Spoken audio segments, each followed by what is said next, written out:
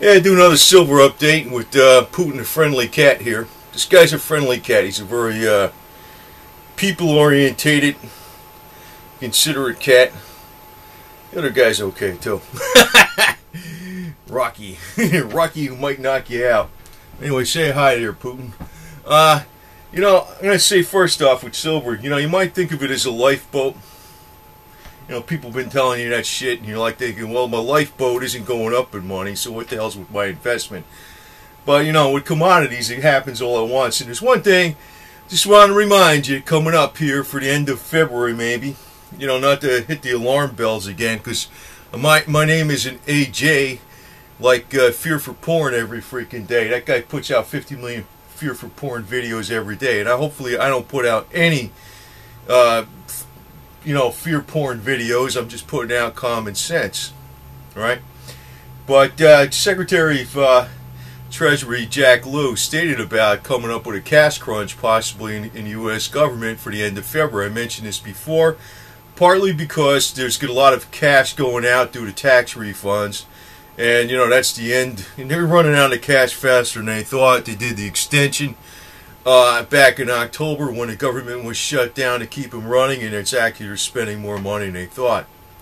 Now, they're not going to run out of money, and the sky isn't going to fall, but, if there's some problem that comes up, which will get fixed temporarily, I'll put it that way, like they always push the problem off, it's going to come to public attention, it's going to hit the news a little bit, and I think it's going to be good for gold and silver.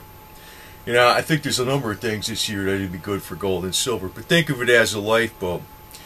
Now, I noticed, I mocked something about, they talked about somebody was saying that the global PMI was down because of the weather, and that was the reason why all the global stock markets were down. Now, I know locally in some situations that can be true, especially in the Northeast United States. Slovenia was another place, and also the UK has a record flooding and cold and storms. So much for global warming, right? Now, I'm in Florida, and it's actually, it was cold for a while, got down in the 30s even, and now the last several days it was in the 80s, and I think today it's in the mid or upper 70s. It's pretty warm. When old bugs come out and everything, But actually I have to state this, there's a flip side no matter where you live, because I'll just state this real briefly. There's a spot here, I don't know, not that many years ago, not really super far away, where they built a church. I forget what kind of church it was, but it was also designated as a hurricane refuge center, for like it was supposed to withstand Cat 5 hurricanes and stuff. It was built extra strong. I don't know when it was built, maybe 10 years ago or so. One tornado flattened the whole thing out right to the foundation. The only thing that was left was the concrete slab. And that was specially built for like Cat 5 hurricanes to be a refuge and everything like that. One tornado wiped that out. So no matter where you are, there's always some problem, man. So Florida's got their crap that happens too, right? For sure. But anyway, I'm going to state something else with this deal with the weather. It's something I keep talking about, the global warming. It's pretty much, any politician that talks about this crap now, when everybody's freezing their ass off up north and in the UK and in Slovenia and Russia, there's record cold going all over the freaking northern hemisphere, and it's ludicrous. It's ludicrous. But, it's not actually causing the global PMI to go down, because actually deliveries are not slowed down that much. And the global PMI includes like Southeast Asia, the southern hemisphere where there's summer going on and all this other type of stuff.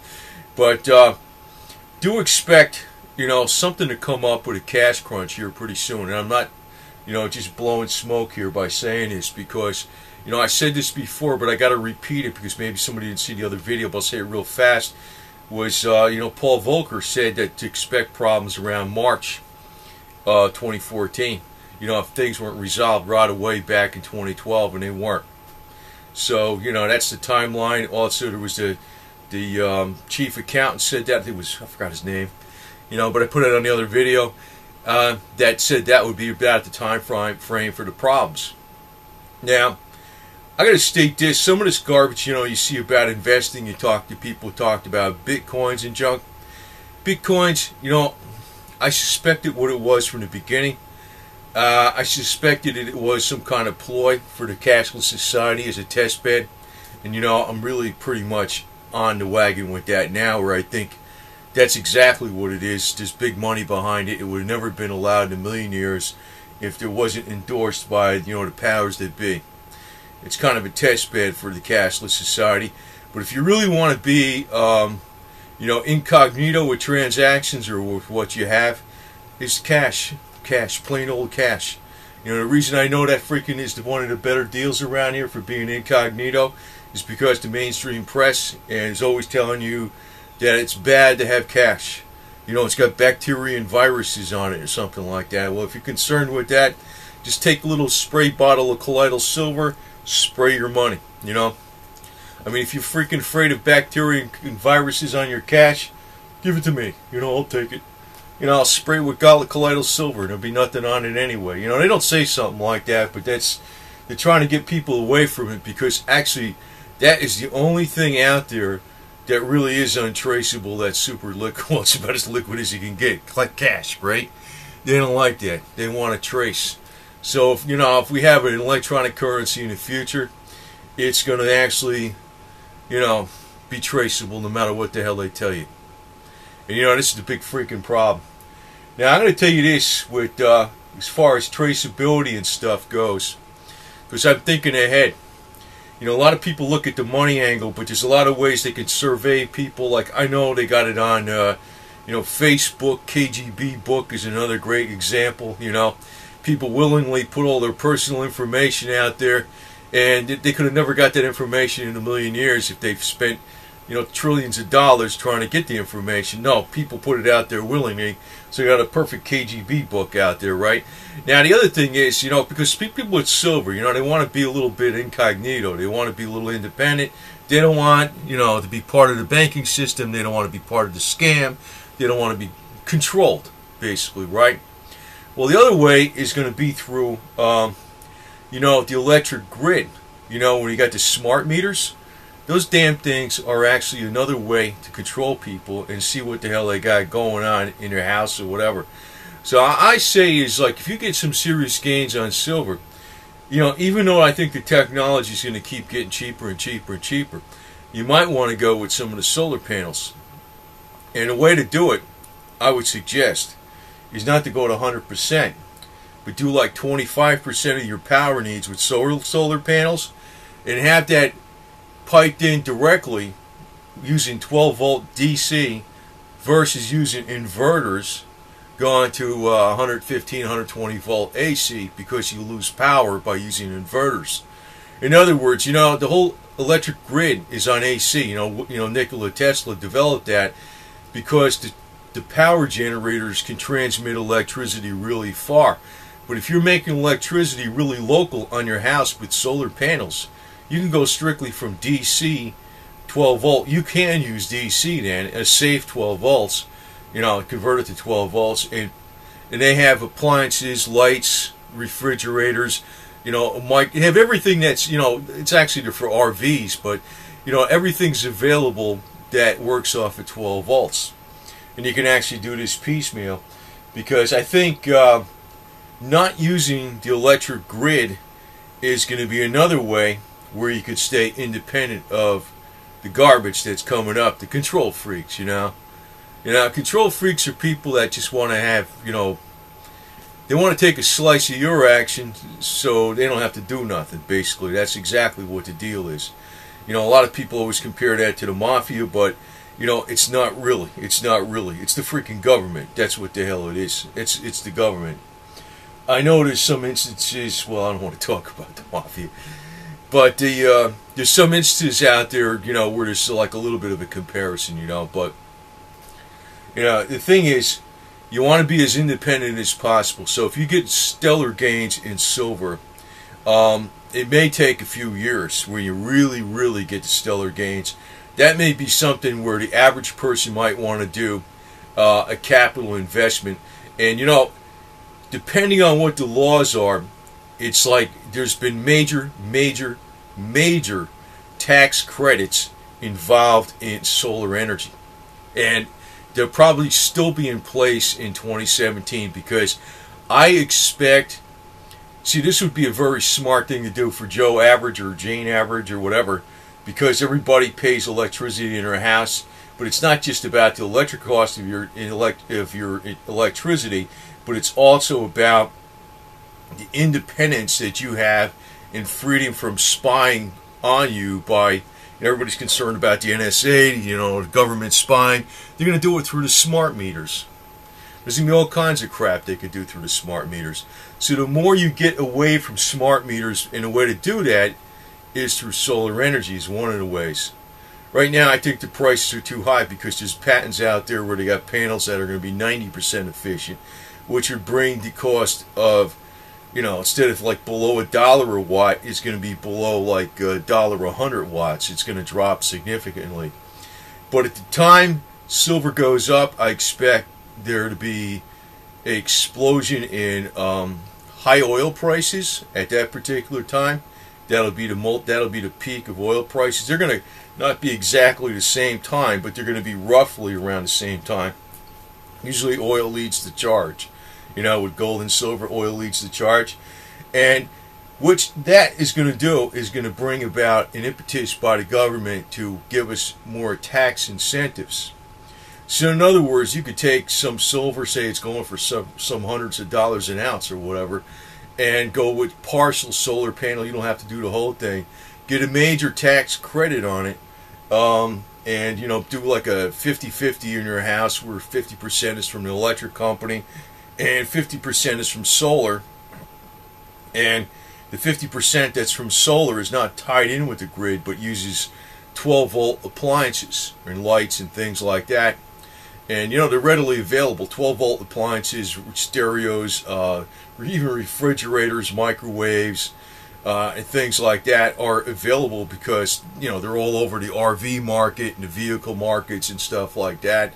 That they're very simple, and also that makes it a hell of a lot simpler than tying it into an electric grid. Because I wouldn't even bother where I personally may be doing this where later on. And because I think the prices on the solar panels are going to drop drastically, whereby I wouldn't even bother to sell back to the electric company. Basically, I would just say goodbye, electric company. Period. I don't have a smart meter. I declined it. They were trying to install those over here. I declined those, and I was right on the spot. Right when they came by, they were just going to install it and not tell shit. And they can't do it. They can't do it. Period. So. That's one thing, because I think a lot of silver people are, people invest in coins. They have a concern about, the banksters, the electronic financial system, the way they could steal your savings electronically, the way they can control you electronically. They're also concerned about spying on, Americans by the NSA. And so, if you want to think about an investment for the future, because like I said, when silver goes way up, I think we're also going to have high energy prices, which is going to be an incentive by the government to push for big tax credits on anything that you do to save energy, which is going to be solar energy. So how's that? You can possibly get maybe later technology later on cheaper with solar panels, with high silver that's going for a high price, plus get a tax credit. And like I says, you might want to do somewhere. It's not going into 120 volts. It's going into 12 volts. And do it partially. Not blow a lot of money on it. That's how I would play it, because I'm a little mistrustful of investing too much in technology, because technology seems to outdate itself so fast. It's ridiculous. You get the latest, greatest in 3 years, 5 years down the road, it's junk. But if you got a tax credit for it, who cares, right? Okay, that's my major point right there. Anyway, I also want to suggest that, with a lot of these people out there, with it, I've mentioned with Alex Jones and AJ, whatever the hell it is, and David Icke, some people get mad at me for this crap, but I'm telling you flat out, The real voices that tell you, that hurt the elite, that actually, spill the beans and all that type of stuff, they want to be in silence. I've just put out a video about, people jumping off of roofs and stuff. They weren't suicides. The joke is now, I guess, if you work for J.P. Morgan, make sure you wear a parachute to work or something, the way things are going over there, especially in London, right? And, but the thing is, if these people are really truthers and are really hurting the elite, they're dead, So I look at people like Alex Jones making millions of dollars and David Icke and stuff like that, and I'm like, you guys are a pile of bullshit, I mean, it's ridiculous. It's ridiculous. So I don't play that game. It's fear for porn, and porn fear, or whatever the hell you want to call it. And they're not really truthers, man, or whatever the hell you want to call it. It's just a stupid word anyway. To me, there's no such thing as the truther is an idiotic word. Basically, there's people in the press. Actually, most people that go to be journalists or they're commentators or whatever the hell they are. They want to speak the truth. They got a boss maybe that freaking editorializes things out of what they wrote, or they don't want them to write something a certain way. They tell them to write it a different way or present it a different way. But actually, in the heart of the media, the actual people that are the ones that actually get out there and get the stories, the journalists and stuff, they want the truth. What the hell do you think they went into that shit for in the first place? A lot of them, that's exactly how they are, whether they work for the major media or not. It's just that when it gets, filtered through the top, they can knock down some stories. But actually, you will find a lot of stories, even in Reuters and in the major media, that tell you a lot of what's going on for real, but they're not emphasized, in the 5-minute sound bites on the news.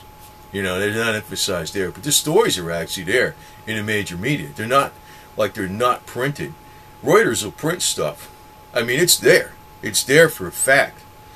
The problem is sometimes we got these clowns like, the fear porn guys, they blow it all out of proportion. So I just kind of put like common sense out. But just think of silver as your lifeboat. And coming up this month, you're seeing it going up, maybe hitting $20. It's still real cheap. I'm going to get excited about it when it gets up to 40 or so. Then I'm going to start saying, it's doing all right. But, I ain't going to really get excited till it gets well over 50. It breaks an all-time high. And, that's when I'll consider selling some physical maybe, but not much, because I think the majority of it's going to be way the hell over 100. And, I'll be holding out for that for sure. But, right now, the naysayers, they don't know what the hell they're talking about. And, just as a suggestion in the future, just remember, that thing I said about, solar energy will likely be a tax credit. It's also going to keep you off the grid, which will keep you off the surveillance through the smart meters. And, if you do the 12 volts on part of your house or whatever the hell it is, it makes it a lot simpler. Because you'll lose a lot when you go from, you take the electricity and then you put it in an inverter and all that kind of shit. You lose power that way. You just go directly to 12 volts, like right from the batteries. Makes it simple. Makes it real simple. So, just want to throw an idea out there. Actually, I'm going to be putting some videos out more on some how to do stuff. I've been doing stuff, but I haven't got up to the point where I got a video coming out on something else. I'm going to be doing other things here, and I think those kind of things are far more important. And just keep your nose to the grindstone on shit, because and stay prepared without being a worrywart.